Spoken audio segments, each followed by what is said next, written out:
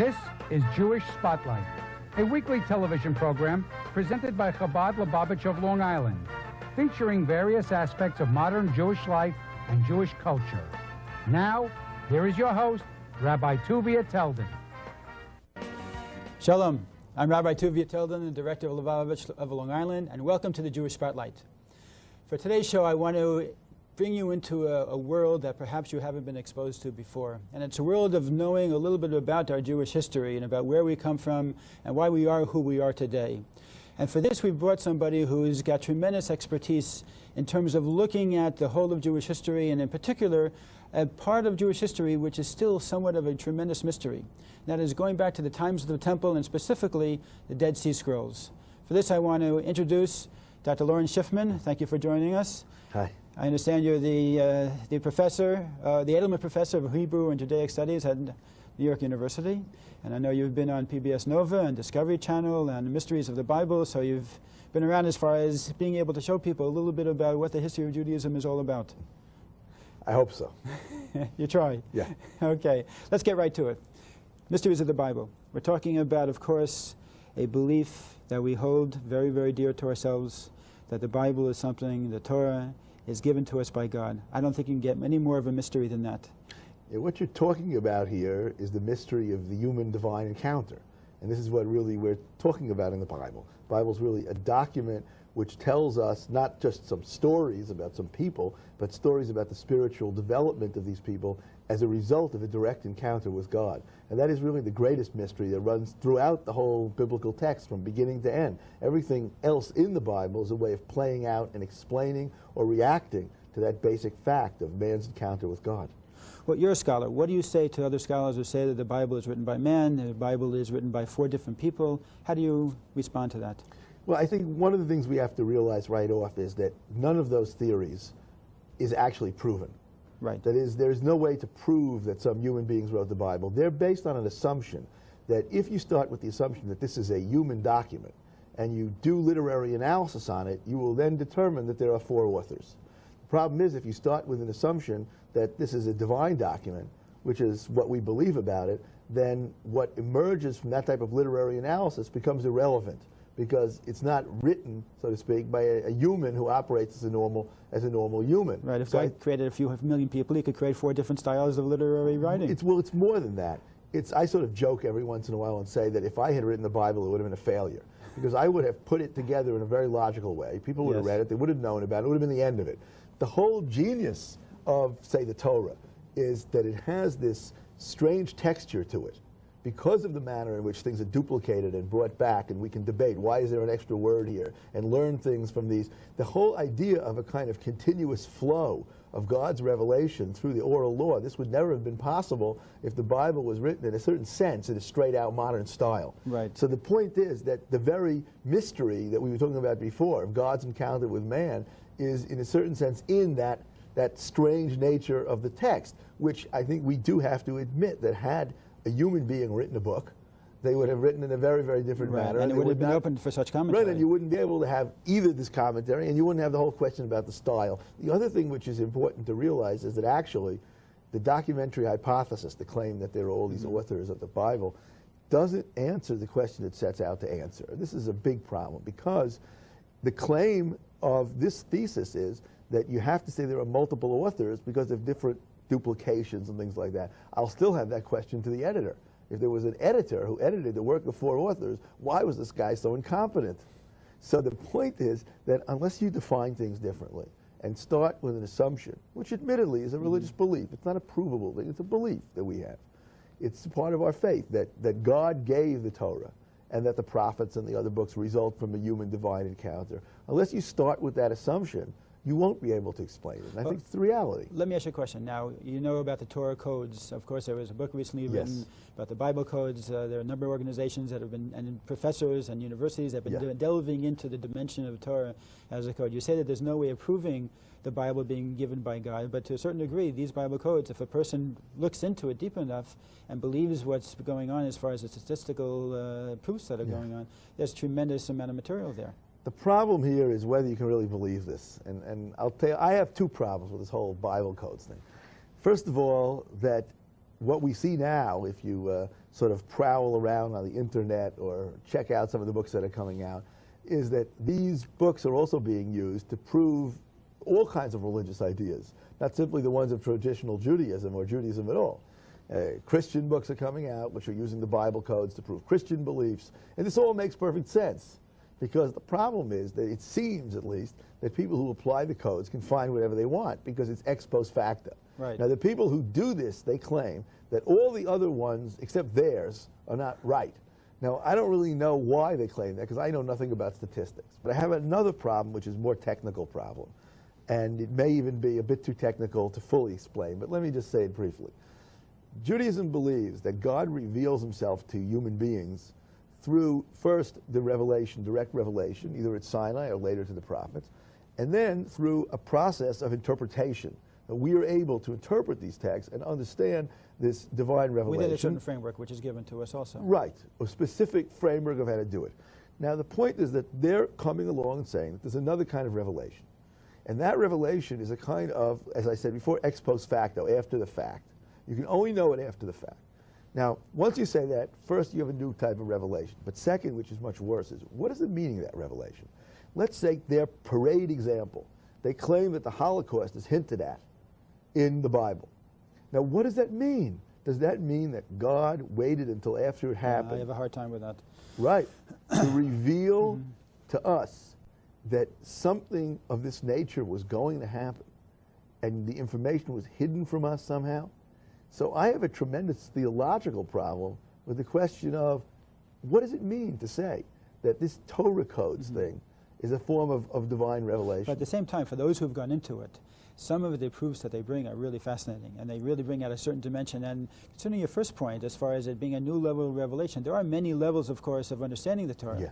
There are, according to some opinions, thousands of ways of interpreting even every letter, because every single letter is considered to be such a kernel of God's wisdom put into the Bible. Right. But the assumption is that you actually can interpret those words. That is to say that a human being who sets to apply the methods, traditional methods of interpretation, has the tools to do this. Now here there's an assumption the computer had to be invented, et cetera, et cetera. But the other thing I guess is that it seems that other groups are finding other codes, which, I know they say that the other people's codes are not valid. I mean, it sort of reminds me of the ritual slaughterer who says no one else's food is kosher except his own, or the cantor who says nobody else knows how to sing the melodies except himself. But that's what they say, and the upshot of it is, I think they really need to give us some kind of explanation of the theological meaning of this notion of revelation. Well, maybe that'll develop with time, because of course it's a very new area of research, and it's something that has some time. Now, I want to get to the Dead Sea Scrolls, because that, of course, is your expertise.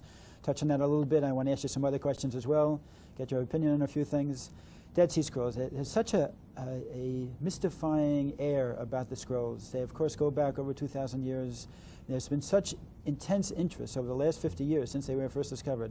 What's the explanation for that? Why are people constantly looking for more information about these scrolls? There are really two aspects to the interest. One is sort of specious or silly, and the other is real.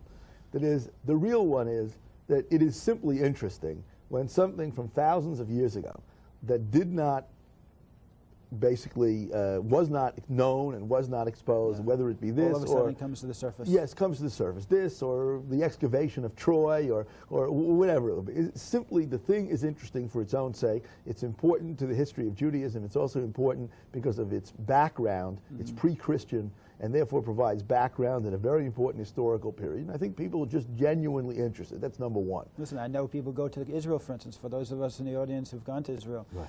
Just to go up to the wall and touch those stones. I know that those and stones thousands are from of the years days old. of King David and Solomon, and that they go back to certain times that are absolutely, it's a humbling experience. Right, because you're literally touching history. Exactly. But the thing is that here there's a whole other side. And the other side is sort of silly. And that is that there is a whole industry out there that's coming and telling you there's going to be a new revelation. And the new revelation is going to either prove or disprove Christianity, which in fact is irrelevant because the Christian history is actually later than these documents. But this is being sort of fed by all kinds of people who are making a lot of money, or also by people who think somehow or another that the scrolls will solve all the problems of humanity by giving some new revelation. So between all of this kind of contemporary game, this silly contemporary game. Okay, so what are the scrolls? For The those of us scrolls who aren't so are familiar with them. the scrolls, and they're really not scrolls. Most of them are fragments. They were scrolls. They were all you put know. together, right. Yeah. Well, Okay. they're fragments now because they were broken up, but originally they were complete scrolls. They are scrolls essentially which were collected, some 850 of them, by some sectarian group of the Jews. Most people believe that they are a group known as the Essenes, but in any case, by some sectarian group of Jews who lived at the shore of the Dead Sea from approximately 150 BCE to 68 CE. And this group collected a library. And this is their library. Now, it represents three different groups of texts. The first is the Bible. Okay. This is the Hebrew biblical books that we know. They're all there except the book of Esther. Then there's a second. And what is the comparison between the Bible that they have and the Bible we have It's today? basically the same Bible. But on the other hand, there are some biblical texts there that represent what I guess we could call minority forms, which later were pushed out of use because they're not considered authoritative. So it shows you, actually the Talmud tells us this, that there Right. were some biblical texts that circulated around that weren't accepted. But I can tell you that even these are still the same Bible. The difference is maybe the order of chapters or something like this. Okay. It's the Bible. As I jokingly say all the time, you will not find, that these Bibles tell you that you must commit adultery or you may commit adultery. The commandments are still the same commandments. I mean, that's about what it amounts to. So anybody who's helping for that kind of revelation Yeah, you're is not going to gonna get it. It's exactly the same. The content of the Bible is the same. And the words are 99% of the same. In any case, so you have the Bible. The second part that you have is that you have a set of documents, which we call Apocrypha, texts which circulated among Jews in this period, that is in the 2 centuries BCE or the 3 centuries BCE.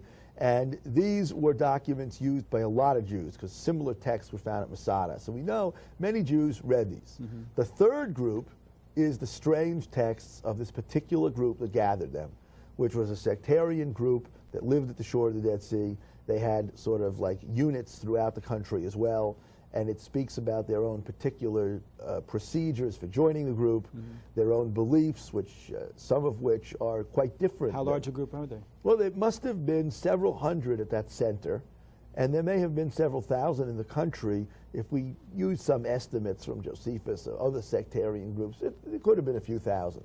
But according to the impression you get, they were scattered throughout the country, living in different places and practicing their own particular beliefs. So as to how important this group was, it's not totally certain. We're really not sure of that. But one thing is true. You read this library, and there's a tremendous amount of very interesting material there. What's it feel like to hold a scroll from 2,000 years ago? Well, We the go first- to Jerusalem and Yeah, the first your time research. that I actually literally touched, and now actually they're much more strict about they don't let anyone touch anything. It's now kept, when you look at it, you're getting it in a plastic container and all this. But when I first started to be involved in working with the actual scrolls, they're a little bit looser, so you could hold it in tweezers. And when you held this thing, you realize what you're doing literally is this is something speaking to you from 2,000 or 2,200 years ago that in some cases no one's ever read, or one or two people read. And it's the voice of some Jews across history, and you realize the continuity of Jewish history. it's like you're opening up a time capsule. Yes, it's literally like you're there going back into the past. I think this is one of the reasons why people find some of the archaeological things in Israel to be so interesting, to go not simply to an excavation, but a museum and actually see things from the Jewish past, from thousands of years ago, and realize that it's all real, that it's not just some kind of fake construct made up to satisfy some modern need. So do we have an idea how many splinter groups, let's say, there were at that time and how this group developed? Well, we have becomes some separate? idea, but not enough of an idea. We know that there were numerous groups at the time, some of which are the main groups that we speak of, the Pharisees, who represent the forerunners of the Talmudic rabbis, the Sadducees, who were the priestly establishment, and the Essenes, who were some type of other sectarian, more ascetic sectarian group. We also know that there were some smaller sects there, some people who bathed every morning in ritual baths. That was one sect. I mean, there are various sects that are known to have existed. But all these groups were keeping Torah mitzvahs. They were Yeah, all this is keeping not- the 613 mitzvahs, Right. and It's not just like different perspectives right. on how to It's do not it. like today. All these groups were groups who observed the Sabbath.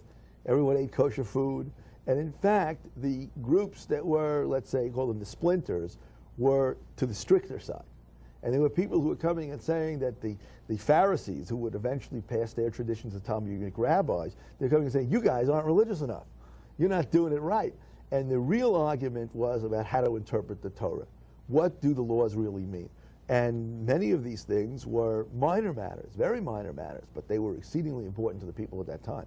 So let's look at today's day, for instance. We have a number of different movements within Judaism. Is there any parallel that you can draw to what's going on today? Yeah, how would you see what's going on today in the perspective of Jewish history? Well, there's some parallel and there's some non-parallel. Let's talk first of all what is the same. There's no question that when someone comes and says that there were differing groups of Jews in the past, and therefore simply the fact that there will be different approaches to Judaism is not in and of itself illegitimate. The question is, what are the interpretations and how do they compare? And here's where it gets different. In ancient times, the groups that we're talking about, and in fact all the groups with the exception of some extreme Hellenists, believed that the Torah had to be the constitution of the Jewish people, really? And that Jewish law was the way in which a person had to live. And the question was then, what do the laws mean? But nobody would come along and say, well, it says... And that's the way it was. Yeah, in those days, it was run according to Jewish law. When the temple was standing in Jerusalem. There was debate about what the law is. Right. But the Essenes also ran the community according to Jewish law. Absolutely. As is found in the Torah. Totally different than the debate about whether the law is binding. So, for example, if the law would say that on a certain holiday you're supposed to dwell in booths, Sukkot, so you'd go out and debate, well, how do I build that? Or you might even have a radical discussion in which somebody might actually think that the laws pertaining to the sukkah, right, have been completely misunderstood, have to be completely understood differently, as in the case of one Dead Sea Scroll where they say you don't build it in your house, you build it in the temple. But the point is that they're still saying the Torah has a commandment to do this, and I have to do it. Whereas what's happened, of course, today, and we all know this, is modernity has caused the rise of groups that are basically trying to steer a course between what was the Jewish tradition and the modern world. Now, that pressure did exist in ancient times, no question. Well, you had the Hellenists. Yes, that's the point. The people who really were taken in by that pressure are not these groups we're talking about now. But the Hellenists did take the same perspective as what's going on today? Hellenists is complicated because the Hellenists come in various varieties. By Hellenists, of course, we mean those who are influenced by the dominant sort of Greek-like culture. Now, that's similar to somebody living in Western culture. The difference is, at some level, one could say that all of us are part of the Western culture. The question is, where do we draw the lines? Right. Now, what happened in ancient times was that some Jews wanted to really become part of the Greek culture. And they were the ones who were quite extreme about their Hellenization and who eventually fought with the Hellenistic empire against the Jews in the Hanukkah story. On the other hand, there were moderate Hellenists. And these moderate Hellenists were very different. They said, oh no, we'll translate the Torah into Greek, but we're still going to live according to the Torah. And the moderate Hellenists continued to observe the law.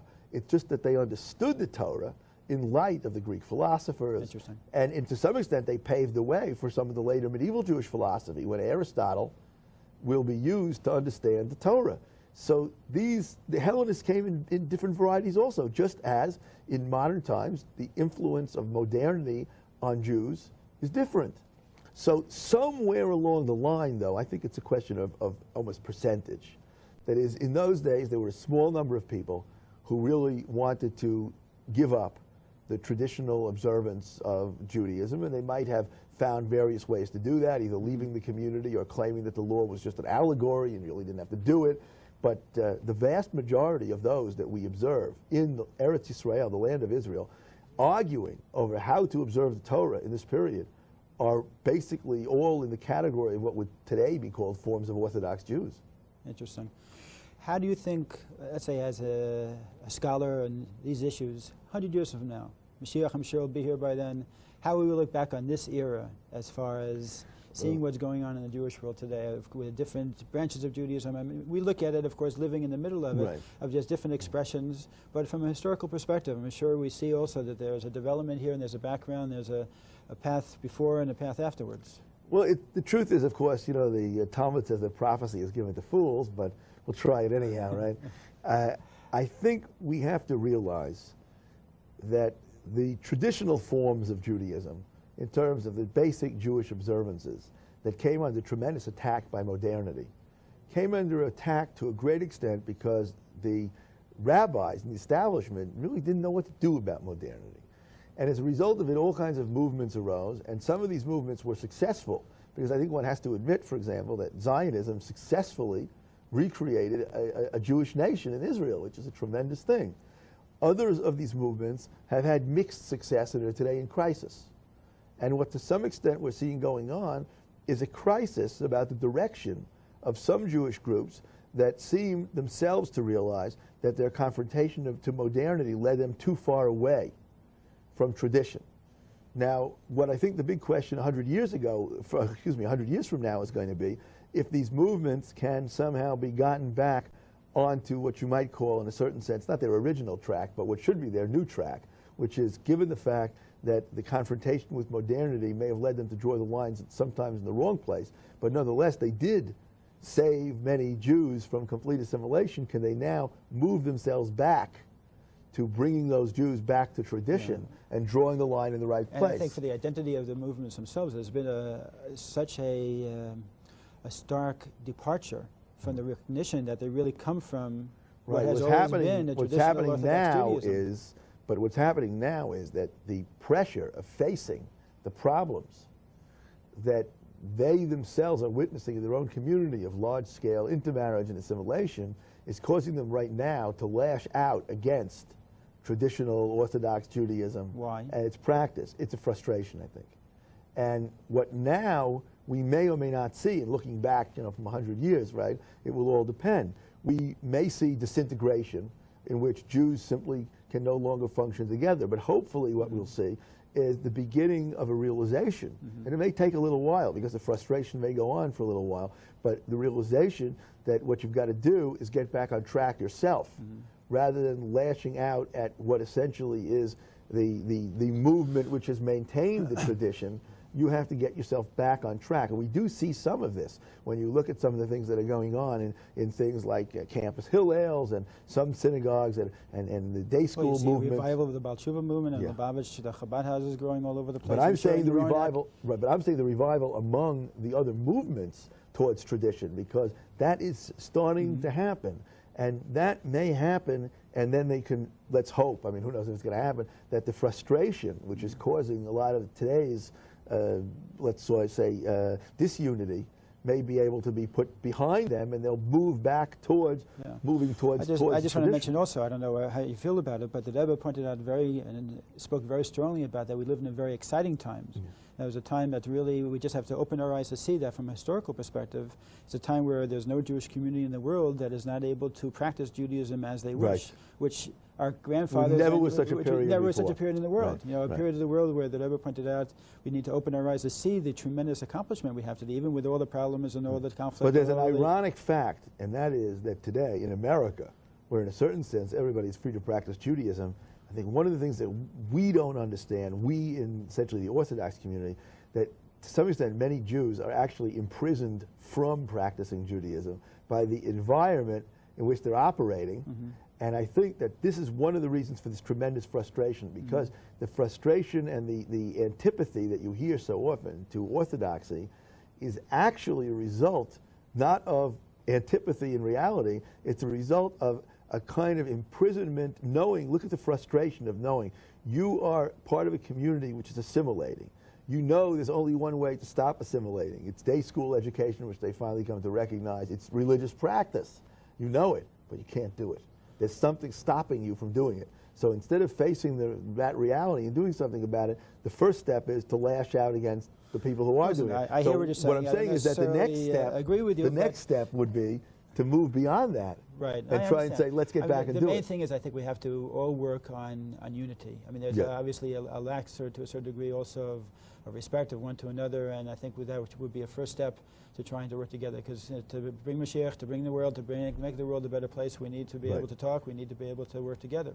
Well, I just want to get back also, if we could, for a couple minutes about how you see a revival of interest in Judaism on campus where you teach. And what's going on with the young people that you're in touch with as far as new interest, new curiosity, a tremendous amount of academic interest in learning about what it means to be Jewish. Look, you listen to the news media today, they'll tell you that Judaism is dying. So if that's the case, I want to know how come we now have Jewish studies in every university. We have Jewish books being published by commercial publishers. at an unbelievable rate.